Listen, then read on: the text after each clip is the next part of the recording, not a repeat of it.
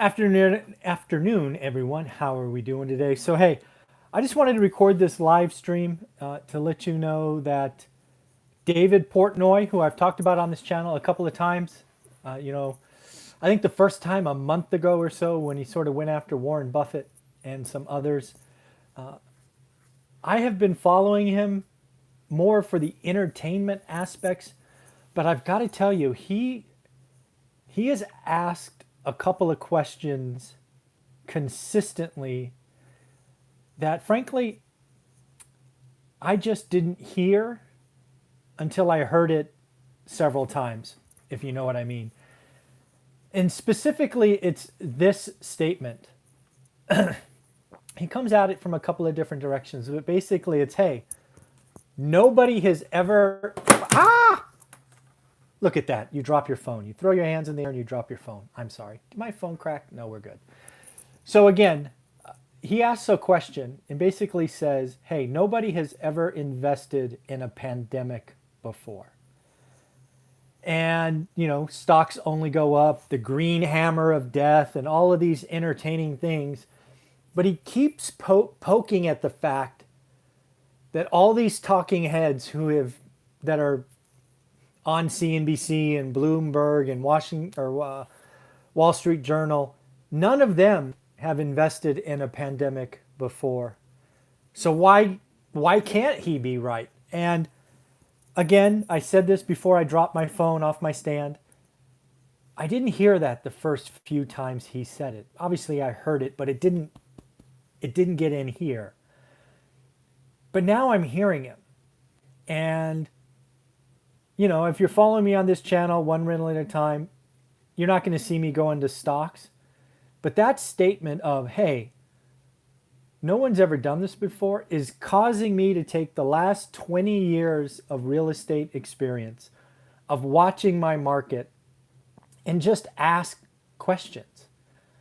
When you do something that long, you have a proven track record, you get lazy. You kind of fall into a pattern. And I want to thank David Portnoy for kind of shaking me up. I think there's a couple of things that have never happened before directly impacting real estate. First, we have never had the flight from urban to non-urban areas, ever. In fact, historically, it has been non-urban to urban flight.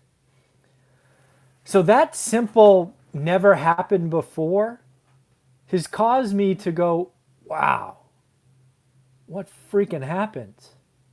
As you saw this morning, I did a video about multifamily, and it's David Portnoy's drumbeat of this, nobody's done this before, that causes me to realize we probably don't have enough housing units, not only single family homes, but apartments in the suburbs.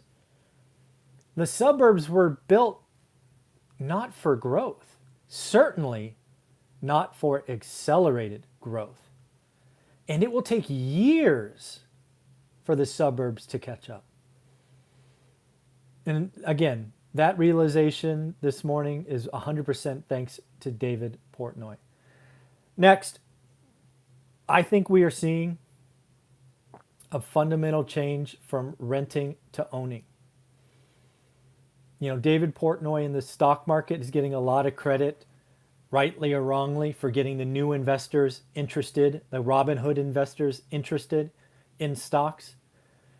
We have seen the talking heads talk about momentum trade and Hertz and the cruise lines and airlines, and we all know the stories. But I think there's also a trend that's happening. And we are seeing renters from the Bay Area, from Southern California, from New York, become owners in other areas. First off, I'm a huge proponent of home ownership. I think it is a path to wealth. So I see it as a good thing. But there's also, I don't know if it's a downside or just a reality. The inventory is just not there. I did a interview this morning with Ashley Full, who's talking about a 1 month supply, who's talking about 51% lower year on year. And that's real. That's never happened before. So I'm looking at all of the history that I've collected over the last 20 years and not necessarily throwing it out because it's still good data, but I'm asking, what's different?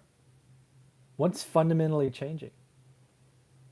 And I'm really starting to see that the suburbs, the cheaper areas, I think home ownership goes up 3, 4, 5%. I think the price of homes go up 10, 20, 25% in a year, year and a half.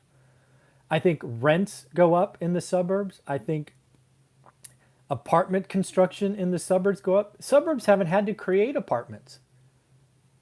I think they're going to have to. On the flip side, I think the cities